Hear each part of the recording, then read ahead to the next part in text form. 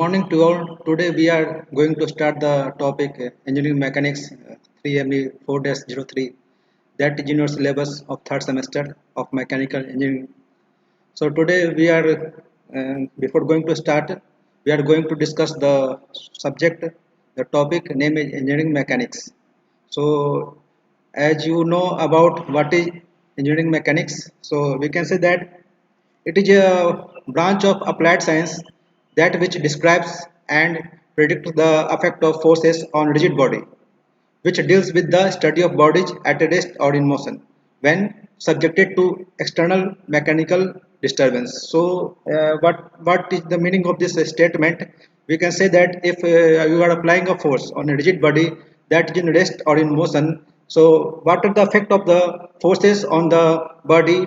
We have to study in this topic, in this subject. So, you already aware about the topic that is in your syllabus of physics, that is in your 11th class, and it is the extension version of that topic, that subject.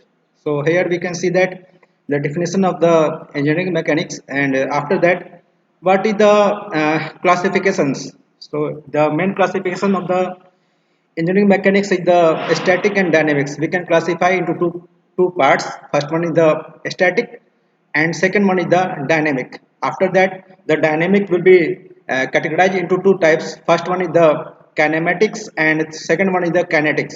So one by one we will go through it. What is the static? So static deals with the forces that will be act when the body is in rest. जब आपका body आपका rest होगा, so what is the forces acting on the system and what will be the effect? So this is the example of the static condition.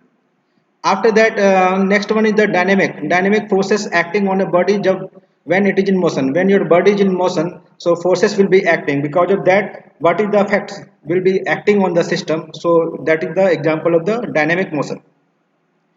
Next one is the kinematics. So it is concerned with the description of motion of object that is independent of causes of motions. So it is the independent of the motion that is the causes of the region. So here the study is made of motion interrelationship among position, that will be the velocity and acceleration and time workout, that is taking into account of the forces that is causing motion in the kinetic, that will be in the force motion, or it is the causes in the kinetic. So kinetic will be, and we can say that it deals with the motion of a body that in which the forces will not consider that affect the motion. So it will be the another part of the dynamic. Another one is the kinetics. It is the another part of the dynamic. So it is the, we can say that it is the relationship between the forces that is acting on the body and the resulting motion.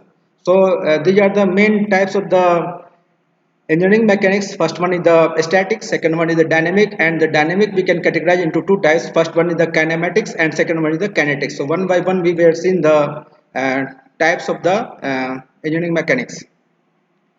After that, what are the system of forces? So we can say that when the two and more motions, when the two and more forces are acting on a body, they are called to form a system of the force. So in this figure we can say that there is multiple forces are acting on this body.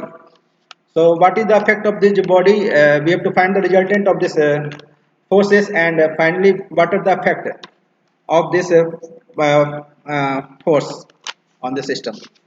Next one we have to discuss about the system of forces. So we have to categorize the system of forces into the various parts. First one is the coplanar forces, second one is the non-coplanar or spatial forces. So we can categorize into two types, and from the figure we can easily say that the coplanar force, we can easily observe that the coplanar forces will be categorized into the concurrent force and non-concurrent force.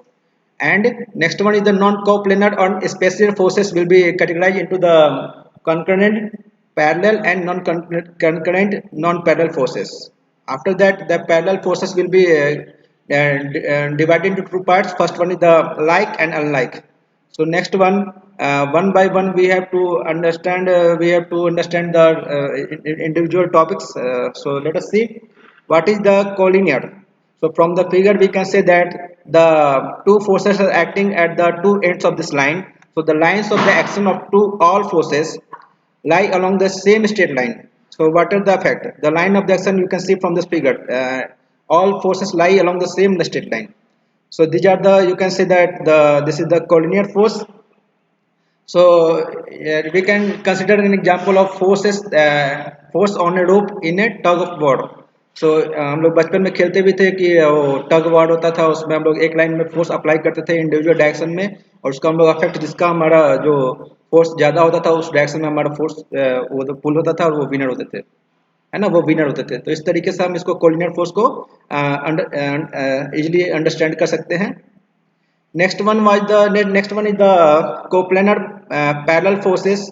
So we can see from the figure the line of action of all forces. Here multiple forces are acting on a line, that is the P1, P2, P3. Multiple forces are acting on this line, and the reaction forces R1 and R2 will be getting balance all the forces. So the lines of action of all forces are parallel to each other, and that lie in the same plane, you can see from the figure all the forces are acting on the same line and they are lying in the same parallel plane. So it is the example of the coplanar forces. From the figure we can easily observe that. So what is the example? We can consider that system of vertical loads acting on a beam, है ना। आपने cantilever beam का example देखा होगा vertical, या फिर आपने Howrah bridge का एग्जांपल देख सकते हैं कि जब multiple vehicles are moving on the bridges, so what are the effects of the individual loads on the that bridge and that beam is the example of the coplanar parallel forces. Next one is the, we can say that this is the coplanar concurrent forces. Coplanar concurrent forces. So in this figure we can see that all forces lie in a same plane, and all the forces lie in the same plane having different direction, but their line of action at one point that it pass through a single point, है ना। और जितना point आपका एक single point से पास हो रहा है, and the point where the line of action of the forces meet is known as the point of concurrency, and this point is known as the point of concurrency of this system force.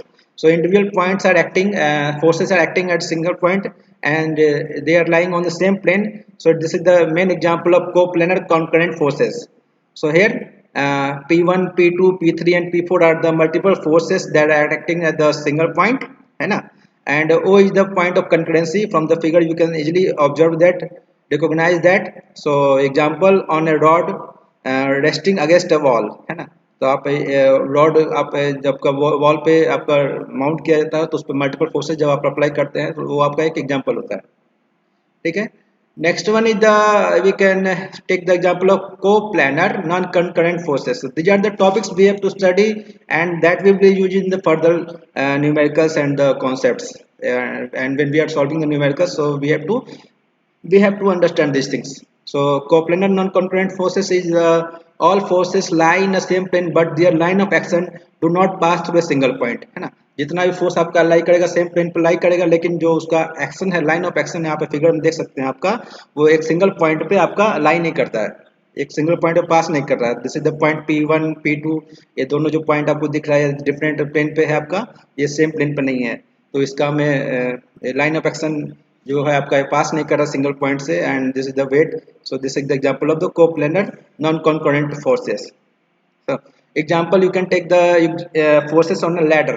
आप सीढ़ी पे चढ़ते हैं resting against wall and person standing on a rug which is not at its center of gravity, है ना। आप ladder है, आप सीढ़ी पे चढ़ते हैं तो वहाँ पे जो पर्सन जो होता है उस पे चढ़ते हैं उस पे, तो सेम लाइन में नहीं होता है, सेम प्लेन में नहीं होता है ना। This is the example of the coplanar non concurrent forces.